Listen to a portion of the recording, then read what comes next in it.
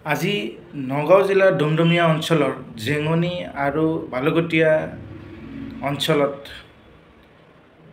কিছুমান দানৱ ৰূপী মানৱে আজি এই উচ্ছেদ কৰাবলৈ চৰকাৰক বাধ্য কৰিছে।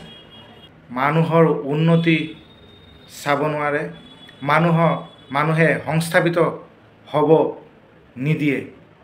তাতে এইটো এটা চৰ অঞ্চলৰ কাষতে এটা সৰু বজাৰ, য'ত 50ৰ পৰা 100টা তাত দোকান।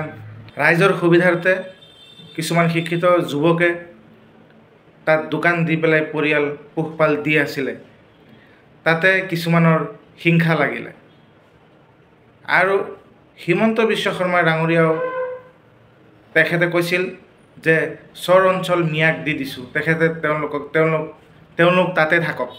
গতিকে এয়াতো চৰ অঞ্চলৰ ভূমিত কোনো অপ্ৰয়োজনীয়ভাৱে উচ্ছেদৰ কি প্ৰয়োজন আছিল? তাততো যে চৰকাৰে কিবা এটা তাত সংস্থাপন দিব এই মানুহকেইটাক বা তাত কিবা ইণ্ডাষ্ট্ৰী বহাব, সেনেকুৱাতো হোৱা নাই। এই নগাঁও জিলাৰ ডুমডুমীয়া অঞ্চলৰ জেঙনি আৰু বালুকটীয়া যি জেগাত উচ্ছেদৰ কথা কৈ পেলাই আচলতে মানুহখিনিয়ে নিজেই তাৰ পৰা আঁতৰি গৈছে, যিহেতু আমাৰ DC ছাৰে তেওঁলোকক খালী কৰিবলৈ নিৰ্দেশ দিছে। শান্তিপূৰ্ণভাৱে মানুহখিনি আঁতৰি গৈছে। তথাপিও এইখন চৰকাৰে কিয় একাংশ মানুহক আজি কৰ্মহীন কৰিব ধৰিছে?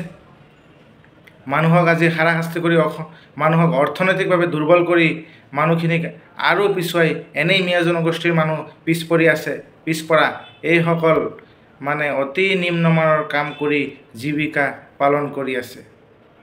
গতিকে এই মুহূৰ্তত এই মানৱৰূপী দানৱবিলাকক আমি কৈছোঁ যে আপোনালোকে আনৰ ভালটো আপোনালোকে চাব নোৱাৰে নেকি? আপোনালোকে নিজে আগুৱাই যাওক যিমান পাৰে। আনে কি কৰিছে, সি মোতকৈ বেছি আগুৱাই গৈছে, মোতকৈ বেছি ধনী হৈ গৈছে, সেইবিলাক ভাবি আপোনালোকে আনৰ বিৰুদ্ধে যি অভিযোগ আনি চৰকাৰক বা প্ৰশাসনক যে বাধ্য কৰালে তাত উচ্ছেদ কৰাবলৈ, সেয়া কিন্তু এদিন বিচাৰ হ'ব।